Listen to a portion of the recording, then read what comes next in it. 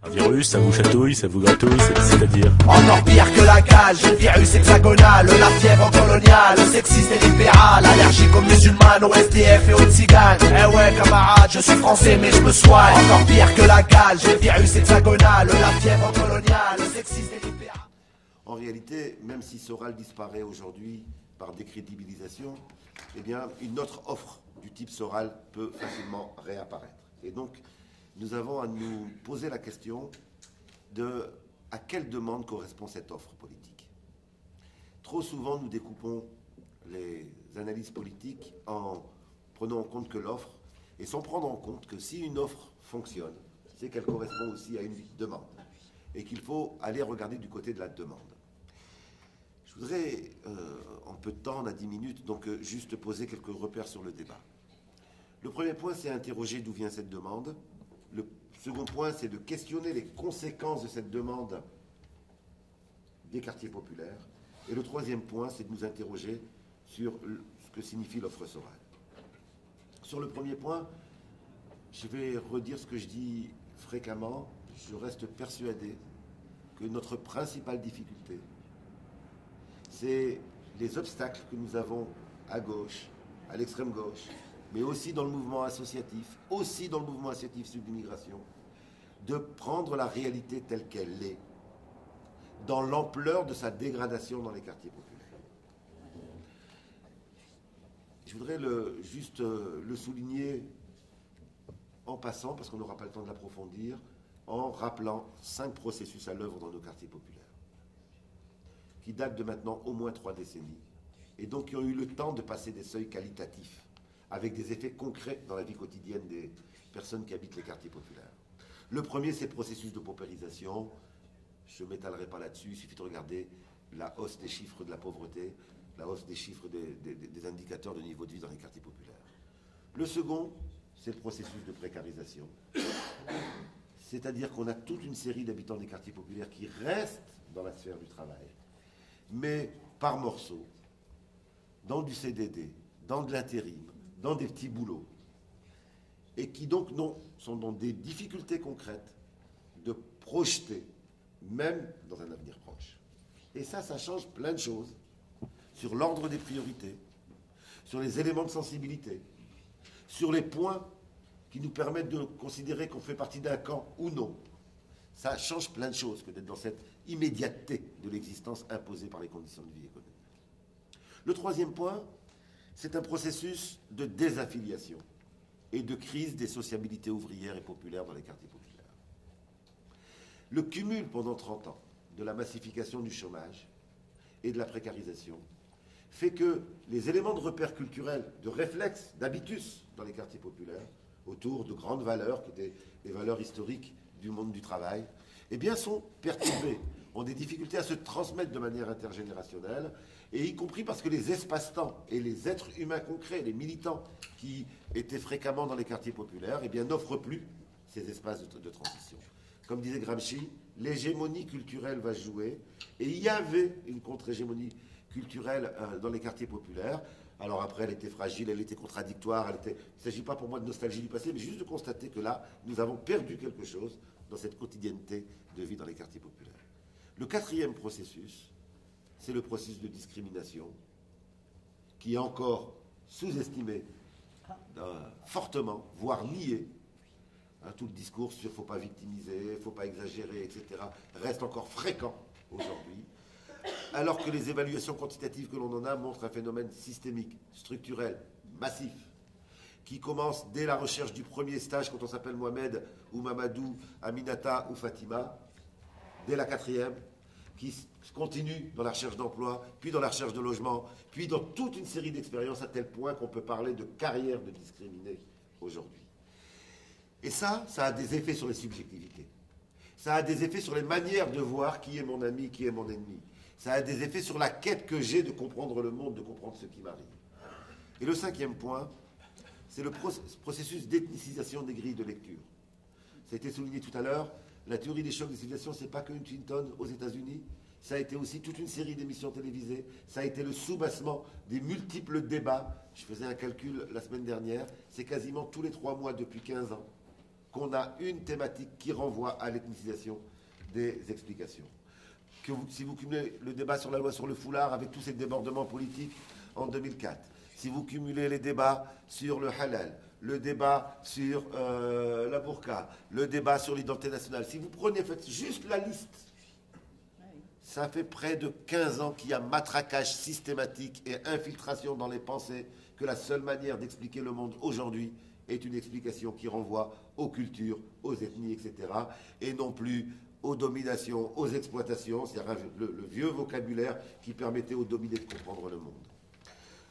Et ça a des effets. Alors, ça sera mon second point. Je vais déborder un tout petit peu. Ça sera mon second point, qui sont les conséquences de ce contexte-là sur les personnes qui habitent les quartiers populaires.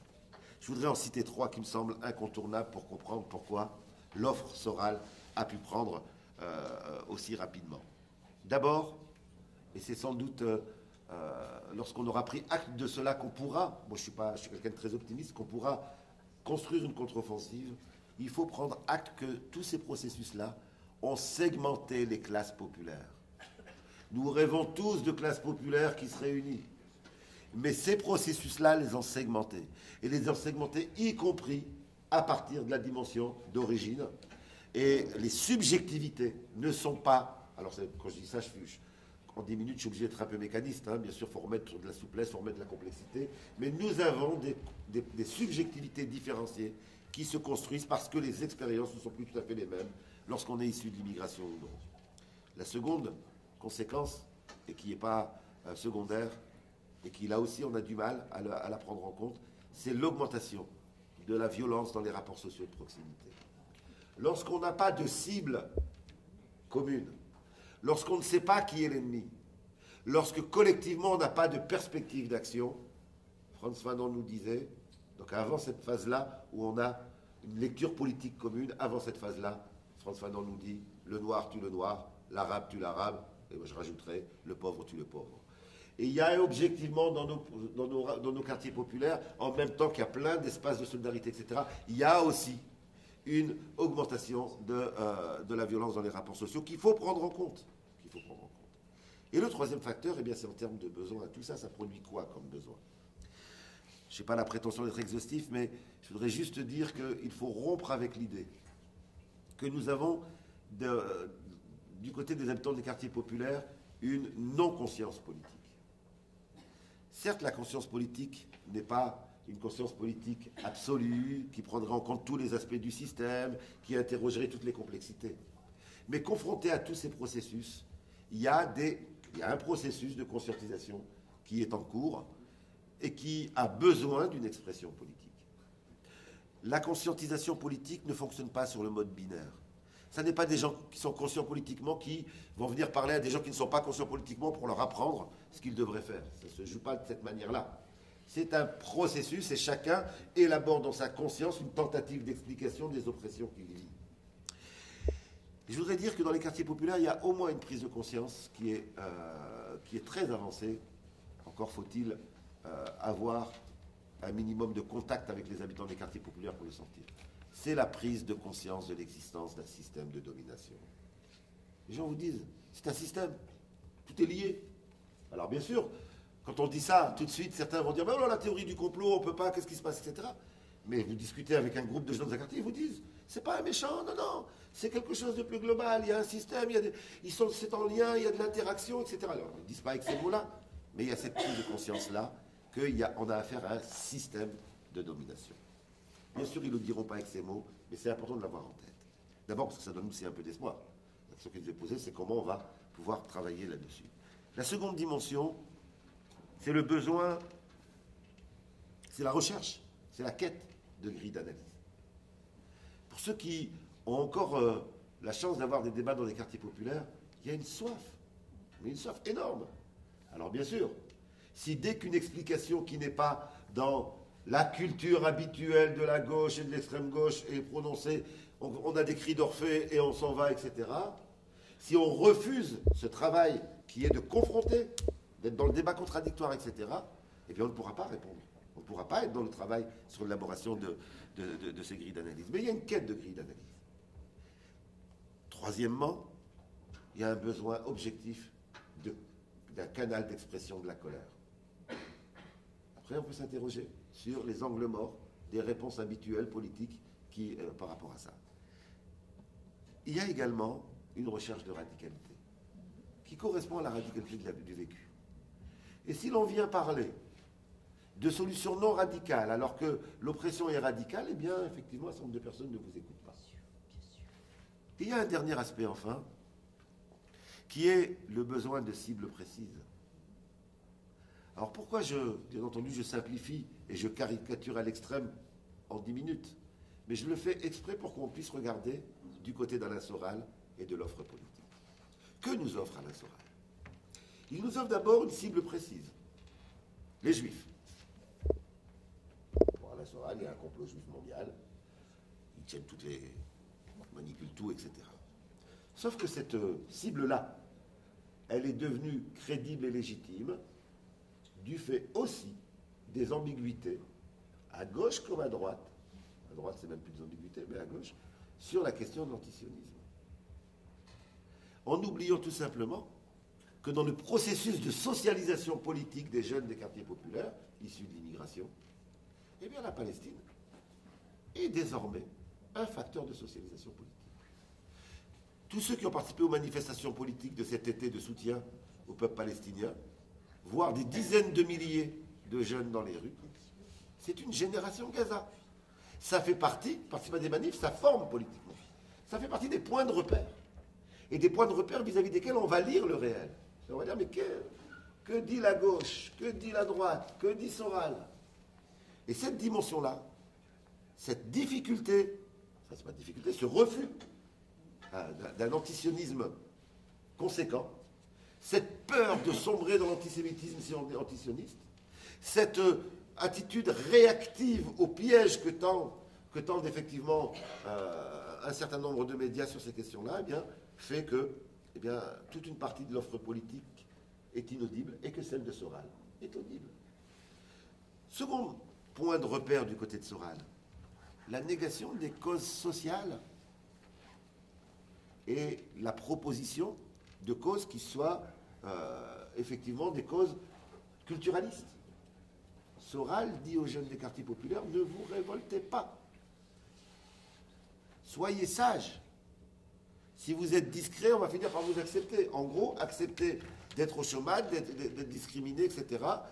Et on va avoir, par ce biais-là, une réconciliation. Mais ça, de nouveau, c'est conforté par l'hégémonie du discours intégrationniste, à droite comme à gauche, qui a été de dire aux jeunes des quartiers populaires, eh bien, si vous avez des difficultés, c'est lié à une carence d'intégration. Un jeune que j'ai interviewé en 2007 me disait, moi, je suis docteur en CV. C'est quoi docteur en CV? Mais oui, à chaque fois que j'ai été parler des discriminations que je vivais au Pôle emploi, puis après à la mission locale, puis après à mon animateur de quartier, puis après aux militants que j'aimais bien, on m'a dit à chaque fois, arrête d'être paranoïaque. Peut-être que tu n'as pas un bon réseau, peut-être que tu ne sais pas faire ton CV. Vous voyez, donc il disait, je suis docteur en CV. C'est-à-dire que ce que dit Soral sur il n'y a pas de cause sociale, c'est ce qui était renvoyé sous notre forme par ce discours intégrationniste, à gauche comme à droite. Et pourquoi la gauche et l'extrême gauche refusaient de rompre avec l'intégrationnisme? Parce que rompre avec l'intégrationnisme, ça oblige à regarder le fait que nos classes populaires sont divisées aussi en fonction de l'origine. C'est-à-dire que la question des classes sociales doit s'articuler à l'autre oppression qui est l'oppression liée à l'origine. Troisième point de repère, élément de repère qu'offre Soral. Il offre l'idée qu'il n'y a pas de problème lié aux religions. C'est très bien. Sauf qu'il est le seul à le dire. Il est le seul à le dire. Alain Soral est le seul aujourd'hui à combattre, quand je dis combattre, à avoir un discours démagogique sur l'islamophobie. Lui parle d'islamophobie. Lui dénonce l'islamophobie. Simplement, il nous dit, s'il y a islamophobie, c'est le complot juif. En oubliant de souligner que cette islamophobie est d'abord une production sociale française correspondant à des intérêts économiques, de clivage des classes populaires, et qui permet effectivement une division dans nos quartiers populaires.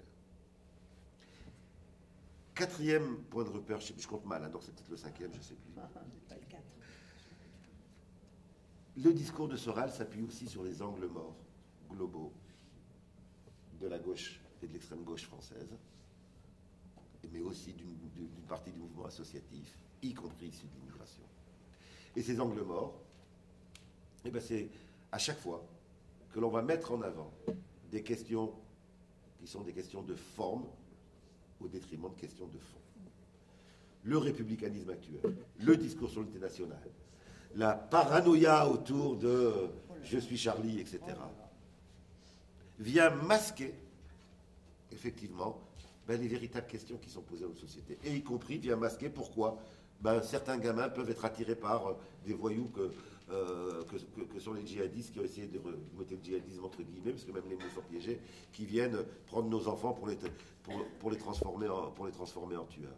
Mais la vraie question à ce niveau-là, c'est tous les angles morts. Les angles morts sur l'histoire coloniale, sur les traces de cette colonisation, et sur l'image de l'arabe, du noir et du musulman qui nous viennent de cette période-là et qui ne sont pas déconstruits.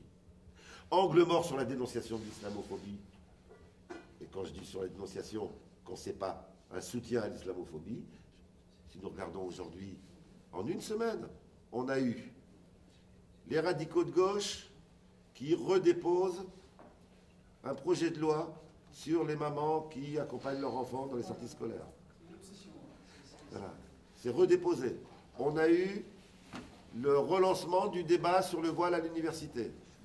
Et on a eu la déclaration de Sarkozy disant que on est contre le foulard absolument parce qu'on est pour l'égalité. Si vous avez un foulard, vous ne pouvez pas être pour l'égalité. Hein, en une semaine. En une semaine. Et dedans, il n'y a pas... Malheureusement, ce n'est pas que la droite. C'est beaucoup plus large. Et donc cette question-là, oui, ce sont des angles morts sur lesquels surfe Alain Soral, puisque lui peut dire, mais non, moi j'ai pas de problème avec l'islam, et il est le seul à poser ce point de repère.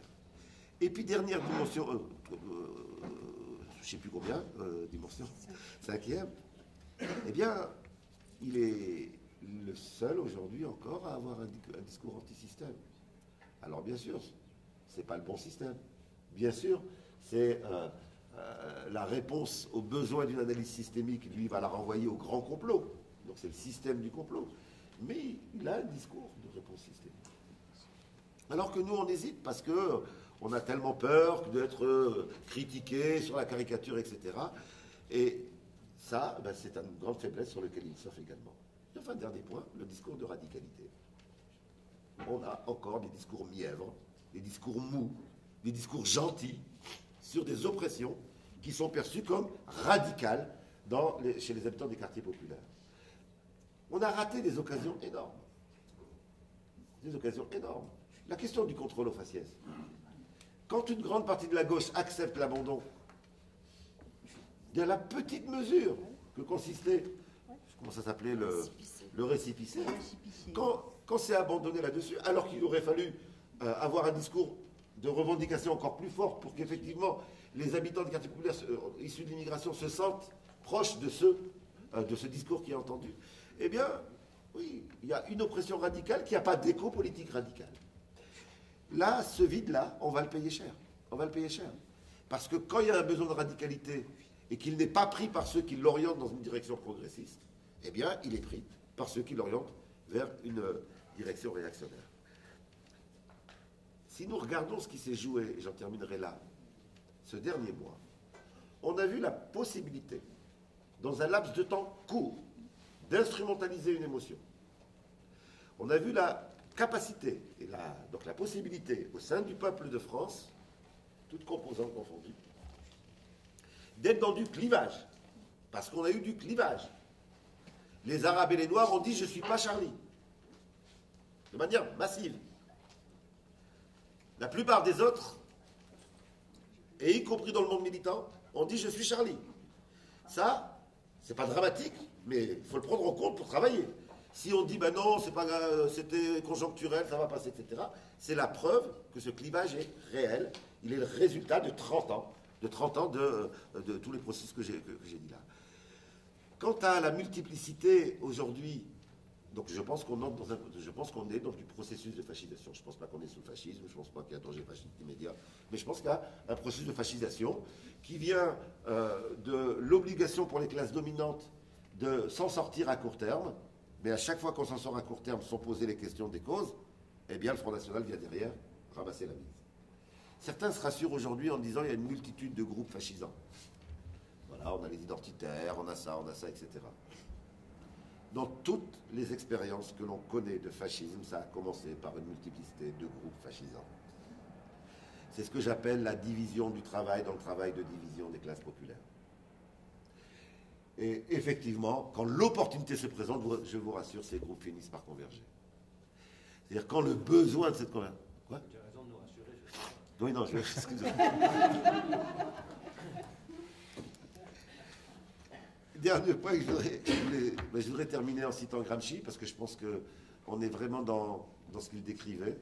Nous sommes vraiment dans une période où l'ancien monde est défait. Il n'y a plus de crédibilité, franchement, dans les quartiers populaires. Si vous leur dites tel programme politique libéral, c'est complètement décrédibilisé, les gens n'y croient plus. Donc il y a un monde défait. Le futur monde n'est pas encore perceptible. Et dans l'entre-deux, dans ce clair-obscur, disait Gramsci, je cite de tête, donc je n'ai pas la phrase exacte en tête, dans ce clair-obscur peuvent naître les meilleurs espoirs, mais aussi les pires monstres. Nous sommes vraiment là-dedans, ça dépend de nous. Reprenons l'initiative. Merci.